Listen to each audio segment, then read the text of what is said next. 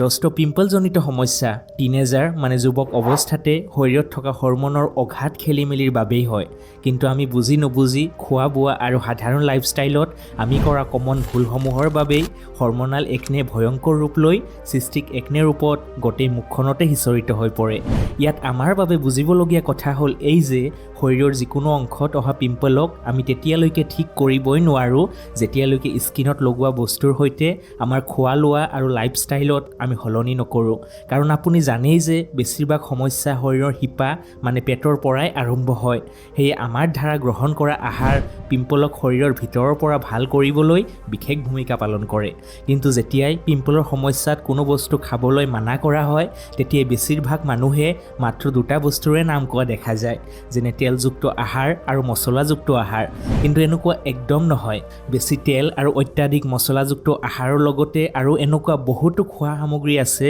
যিয়ে পিম্পলক বেয়াতকৈও বেয়া একেবাৰে ঘিণ লগা ৰূপলৈ ৰূপান্তৰিত কৰে আৰু আমি গমকেই নাপাওঁ যেতিয়া আমি যিকোনো বস্তু খাওঁ তেতিয়া ই প্ৰথমতে ভাঙি আমাৰ শুদ্ৰান্তলৈ গুচি যায় আৰু শুদ্ৰান্তৰ ভিতৰত বহুতো আঙুলি নিচিনা ভিলাই থাকে যিয়ে আমি খোৱা খাদ্যৰ পুষ্টিক দ্ৰুত গতিৰে আমাৰ তেজলৈ পঠিয়াই দিয়ে আৰু পিছত তেজৰ জৰিয়তেই এই পুষ্টি আমাৰ শৰীৰৰ বিভিন্ন অংশ পায়গৈ আৰু ইয়াৰ বাবে যেতিয়া আমি ভাল বস্তু খাওঁ বা পুষ্টিকৰ খাদ্য খাওঁ তেতিয়া ইয়াৰ প্ৰভাৱ শৰীৰত ভাল হয় আৰু অপুষ্টিকৰ খাদ্য খালে অপুষ্টি দেখা দিয়ে ইয়াত আমাৰ বুজিবলগীয়া কথা হ'ল এই যে কেতিয়াবা প্ৰব্লেম আমাৰ শৰীৰৰ ভিতৰৰ পৰা হৈ থাকে কিন্তু বেছিভাগ মানুহৰ টকা আৰু সময় কেৱল মুখত লগোৱা সামগ্ৰীৰ ওপৰতে খৰচ কৰে পিম্পলৰ পৰা মুক্তি পোৱাৰ বাবে যিহেতু মই ইয়াৰ আগৰ ভিডিঅ'ত আপোনালোকক কৈছিলোঁ যে পিম্পলৰ সমস্যাক একেবাৰে নাইকিয়া কৰিবলৈ 4 পৰা 5টা ভিডিঅ'ৰ সম্পূৰ্ণ সিৰিজ এটা বনোৱাৰ কথা কিয়নো পিম্পলৰ নিচিনা গম্ভীৰ সমস্যা এটাত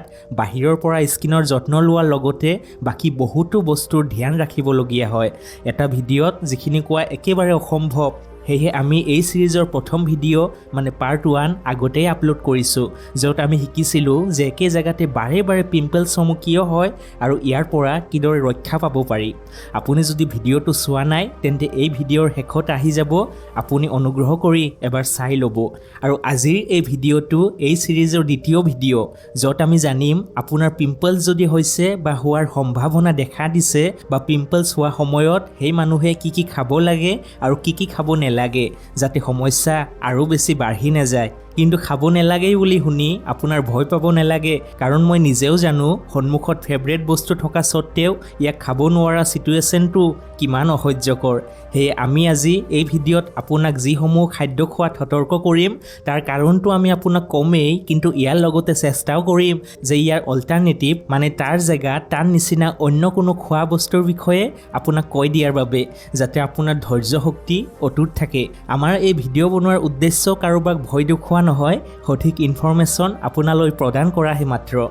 আচলতে এই 11 ধৰণৰ বস্তু একনে পিম্পলক বঢ়োৱাত সাহায্য কৰে আমি ইয়াক আপোনাক ভালদৰে বুজোৱাৰ বাবে ইয়াক 3টা কেটেগৰীত ভাগ কৰি লৈছোঁ নম্বৰ 1 এনেকুৱা খোৱা বস্তু যিয়ে শৰীৰত যোৱাৰ লগে লগে আমাৰ ব্লাড চুগাৰ বৃদ্ধি কৰে আৰু এই কেটেগৰীত আমি দৈনন্দিন জীৱনত খোৱা 4 ধৰণৰ বস্তু ইয়াত আছে নম্বৰ 2 এই ভাগত এনেকুৱা কিছুমান বস্তুৰ নাম আমি ৰাখিছোঁ য'ত হৰমন এমাইনো এচিড আৰু ওমেগা 6ৰ মাত্ৰা বহুত বেছি পোৱা যায় আৰু এই কেটেগৰীত প্ৰায় 4 ধৰণৰ বস্তু পোৱা যায় নম্বৰ 3 এই ভাগত এনেকুৱা কিছুমান খাদ্য আছে যিয়ে পাচন আৰু লিভাৰত প্ৰভাৱ পেলায় আৰু লগতে শৰীৰতো হিট তৈয়াৰ কৰে আৰু এই ভাগত প্ৰায় 3 ধৰণৰ খাদ্য আছে আপোনাক এইখিনিতে আকৌ এবাৰ কথাটো জনাই থওঁ যে 3টা কেটেগৰী খাদ্য আমাৰ শৰীৰৰ বাবে ছুপাৰ ফুড হয় এনে বহুত ভাল বহুত পুষ্টিকৰ কিন্তু পিম্পল হৈ থকা সময়ছোৱাত আপুনি ইয়াক নিজৰ ইচ্ছামতে ব্যৱহাৰ কৰিব নোৱাৰে কাৰণ 3টা কেটেগৰী খাদ্য ই শৰীৰত গৈ হৰমনৰ সন্তুলনত ব্যাঘাত ঘটায় যাৰ ফলত পিম্পলছৰ সমস্যা আৰু বাঢ়ি যায় আৰম্ভ কৰোঁ কেটেগৰী নম্বৰ 1 হাই গ্লাইচেমিক ফুড হ'ব পাৰে আপোনালোকৰ মাজতে বহু মানুহে ইয়াক বুজিব পৰা নাই যে হাই গ্লাইচেমিক ফুড আৰু ল' গ্লাইচেমিক ফুড মানে কি ইয়াক কিদৰে চিনাক্ত কৰিব পাৰি আচলতে হাই গ্লাইচেমিক ফুড মানে হ'ল এনেকুৱা বস্তু য'ত কাৰ্বহাইড্ৰেটৰ মাত্ৰা বহুত বেছি আৰু ফাইবাৰৰ মাত্ৰা কম থাকে বা ক'বলৈ গ'লে নেথাকেই। বুজিবলৈ গ'লে এটা আপেল কিন্তু ল' গ্লাইচেমিক ফুড, হাই গ্লাইচেমিক ফুড নহয়, কাৰণ এটা আপেলত কাৰ্বহাইড্ৰেট থকাৰ লগতে ফাইবাৰৰ মাত্ৰাও ভালেই থাকে, সেয়ে ইয়াক ল' গ্লাইচেমিক ফুড বুলি জনা যায়। কিন্তু আমি যদি এই আপেলটোক জুচ বনাই লওঁ তেন্তে ইয়াত থকা কাৰ্বহাইড্ৰেট জুচত আহি যাব আৰু অৱশিষ্ট অংশত ফাইবাৰ থাকি যাব, যাৰ ফলত একেই আপেলটো জুচ বনোৱাৰ বাবে হাই গ্লাইচেমিক ফুডলৈ ৰূপান্তৰিত হৈ যাব। ইয়াৰ পৰা আমি সহজতে ইয়াক বুজি পাওঁ যে নিঃসন্দেহে এটা আপেল ল' গ্লাইচেমিক ফুড হয়। যি ব্যক্তিয়ে ইয়াক খাব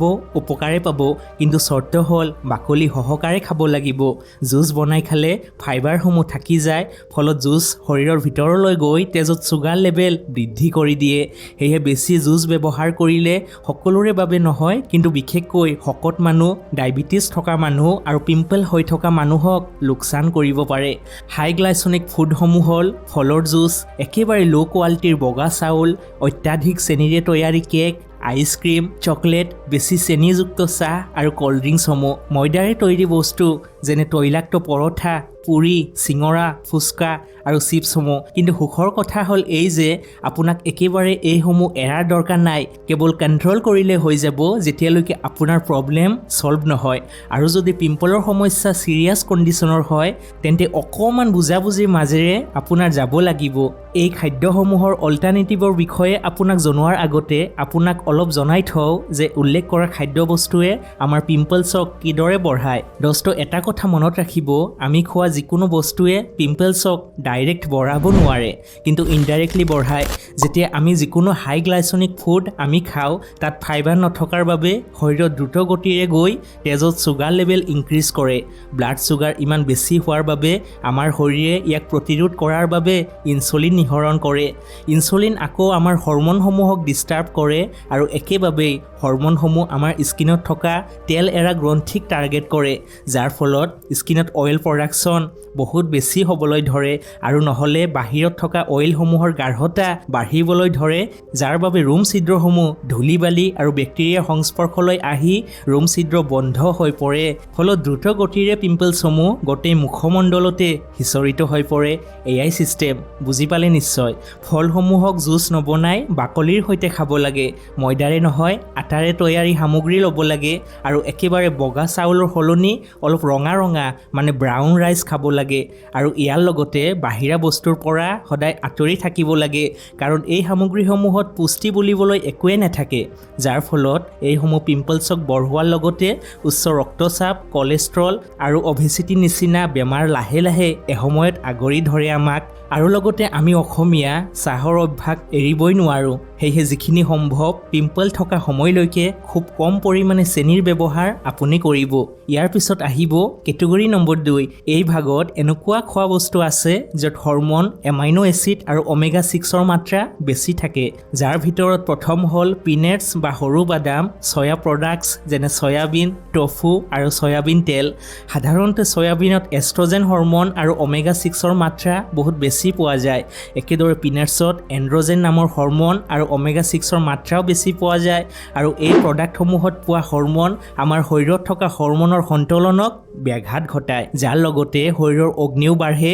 আৰু স্কিনত বেছি অইল আহিব ধৰে আৰু পিম্পলো বাঢ়িবলৈ ধৰে। ধ্যান কৰিব, আমি বাৰে বাৰে কৈছোঁ যে কেৱল পিম্পল থকা মানুহসমূহেই এই সামগ্ৰীসমূহক অলপ এভইড কৰিব লাগে, যেতিয়ালৈকে পিম্পলছসমূহ ঠিক নহয়। ঠিক হৈ গ'লে ইয়াৰ প্ৰভাৱ বিশেষকৈ দেখা নাযায়। এতিয়া আহিল কেটেগৰী নম্বৰ 3। এই কেটেগৰীত এনেকুৱা সামগ্ৰী আছে যিয়ে লিভাৰ আৰু পাচনত বেছিকৈ প্ৰভাৱ পেলায়, বিশেষকৈ ফেটিবোৰ। বেছিভাগ দেখিবলৈ গ'লে পিম্পলছ প্ৰব্লেমত ট্ৰান্স ফেট আৰু এনিমেল ফেট বেছিকৈয়ে প্ৰভাৱ পেলায়, যেনে ৰিফাইন অইল, ৰেড মিট, কণী আৰু ভজা বস্তু। ৰিফাইন অইলত ট্ৰান্স ফেট আৰু ওমেগা 6ৰ মাত্ৰা বহুত বেছি থাকে, যাৰ ফলতে পিম্পলো বাঢ়ে, লগতে শৰীৰত কলেষ্ট্ৰল আৰু হিট তৈয়াৰ কৰি স্কিন আৰু স্বাস্থ্যত বহুত বেছি বেয়াকৈয়ে প্ৰভাৱ পেলায়। সেয়েহে ভাল হ'ল ৰিফাইন তেলৰ জেগাত সৰিয়হৰ তেল আৰু নাৰিকল তেল ব্যৱহাৰ কৰা। আৰু লগতে ননভেজ খোৱাসকলে ৰেড মিট আৰু কণীৰ কুসুম অংশত বহুত বেছি ফেটৰ ভাণ্ডাৰ থাকে, সেয়েহে ইয়াক বেছি